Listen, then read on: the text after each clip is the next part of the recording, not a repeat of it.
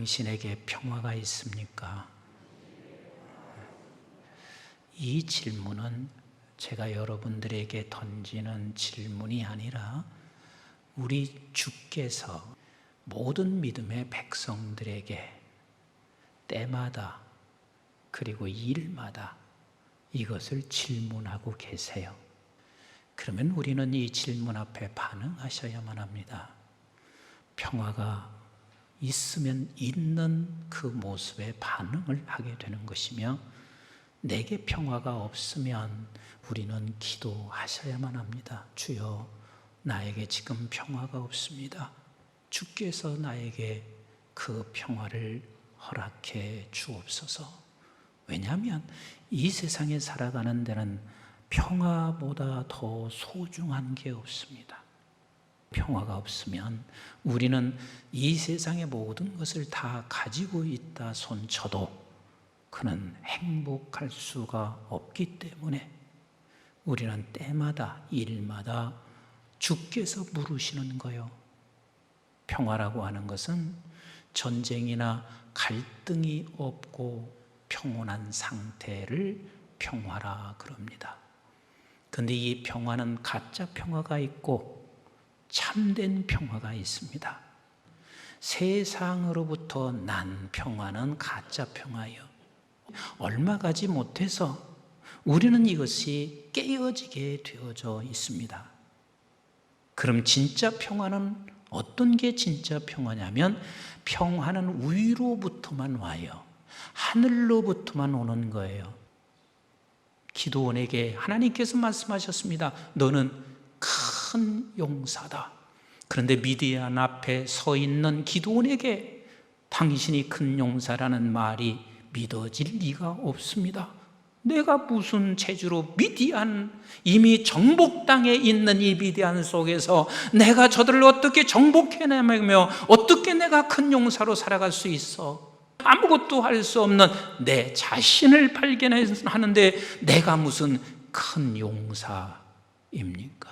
그런 기드온에게 하나님이 말씀하시고 있습니다. 너는 큰 용사라 말씀하시고 계세요. 여러분, 기드온만 그런 게 아니라 저나 여러분 모두가 지금 그렇지 않아요. 이 세상의 거대한 미디안 앞에 내가 할 수 있는 게 뭐가 있어요? 여호와께서 그에게 이르시되 내가 반드시, 여러분 반드시 그랬습니다. 오늘 이 시대 속에 기드온인 저와 여러분들에게 하나님이 말씀하십니다. 내가 하나님의 백성들인 너를 반드시 함께 함으로 말미암아 이 거대한 세상을 한 사람 치듯 하게 하시리라. 이렇게 말씀하니 기드온이 이렇게 말합니다. 그래요, 100번 아무 표정이 없다 할지라도 101번째, 102번째 끊임없이 우리는 이렇게 기드온처럼 나에게 표징을 보여주세요 라고 우리는 기도하고 포기하지 않고 사역하고 포기하지 않고 예배할 수가 있습니다. 내가 예물을 가지고 다시 주께로 와서 그것을 주 앞에 드리기까지 이곳을 떠나지 마시기를 원하나이다 하니 그가 이르되 내가 너 돌아올 때까지 머무리라 하니라. 지금 제사를 드리며 표징을 구하고 있습니다. 이것을 다른 말로 표현하면 우리는 예배를 드리며 표징을 구할 수 있습니다. 내가 작정하여 기도하면서 표징을 구할 수가 있습니다. 내가 사역하면서 표징을 구할 수가 있습니다. 그때까지 좀 머물러 주세요 하고 지금 기드온이 제사를 드리고 있습니다. 그 제사를 드리면서 거기에 염소 새끼 한 마리 잡았습니다. 그리고 무교병을 만들었습니다. 그리고 양푼에 국물을 가지고 왔습니다. 여러분, 국물이 전부 다 차 있는데 사람이 불을 붙인들 붙여지겠어요? 안 붙여지지요. 그런데 여호와께서 그 불을 붙여 모두가 태웠습니다. 이때 기드온은 알았습니다. 이건 내가 하는 일이 아니고 사람이 하는 일이 아니라 이건 하나님이 하신 일이야. 그래서 그가 이 여호와의 사자가 곧 하나님인 것을 알았습니다. 그러니 내가 하나님을 보았으니 얼마나 두렵겠어요. 이스라엘 백성들에게는 하나님을 보는 자는 죽는 것으로 여기고 있었습니다. 기드온이 여호와를 위하여 거기서 제단을 쌓고 그것을 여호와 샬롬이라 말하고 있습니다. 즉 이제 평화가 온 거예요. 그곳이 오늘까지 아비에셀 사람에게 속한 오브라에 있더라. 그것을 기념했단 말이에요. 제 개인적으로도 평생 살면서 한두 번 그런 경험이 있습니다. 하나님이 너무 지쳐 있는 상황에 하나님이 위로부터 내리는 평화, 이것을 경험한 적이 있습니다. 그래서 나는 그곳을 지나가고 그곳을 생각만 해도 나에게 큰 힘과 위로와 평화가 되는 것처럼 이제 기드온에게는 미디안과 상관이 없어요.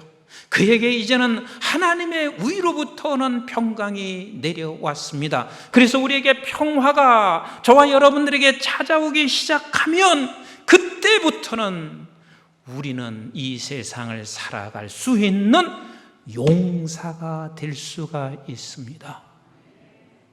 빌혼이라고 하는 그가 사역하면서 지쳐 있을 때 하나님께서 위로부터 오는 놀라운 평화를 경험합니다.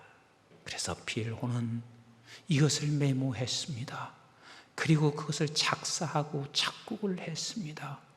그게 우리가 부르고 있는 찬송가 410장입니다. 기드온에게 주신 평화, 우리에게도 주시고 그분들에게 주셨던 평화, 우리에게도 약속하시고 계셔서 저와 여러분들에게 묻는 것입니다. 사랑하는 내 아들, 사랑하는 내 딸아, 네가 평화가 있느냐? 여러분, 이 평화가 뭔가요? 평화는 예수 그리스도이십니다. 평화의 왕 되신 예수 그리스도입니다. 내게 평화가 있느냐 물으시는 것은 내게 예수가 있느냐 물으시는 것과 같은 이야기입니다. 내가 평화가 없다면 내가 그리스도인이지만 여러분들은 지금 예수 없이 살아가는 삶과 다를 게 하나도 없습니다. 그래서 예수 없이 살아가는 사람이기에 미디안과 같은 세상 속에서 우리는 그리스도인다움이라는 건 하나도 보여지지 아니하고 진짜 그리스도인이 아닌 용팔이처럼 우리가 살아갈 때가 얼마나 많이 있는지 모릅니다. 우리는 때마다 일마다 주께서 물으십니다. 내가 평화가 있느냐? 우리 한번 데살로니가 후서 3장 16절 한번 보세요. 데살로니가 후서 3장 16절 시작. 평강의 주께서 친히 때마다 일마다, 여기서 평강은 평화라고 해석해도 됩니다.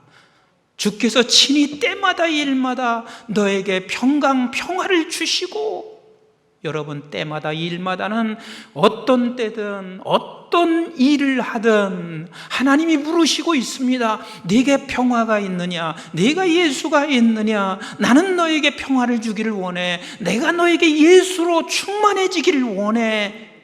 주께서 너의 모든 사람과 함께 하시기를 원하노라. 아멘이신가요? 사랑하는 성도 여러분, 우리는 이 세상에 용사로 보내졌습니다. 그런데 그 용사로 보내지는 것은 하나님께서 먼저 우리에게 평화를 주십니다.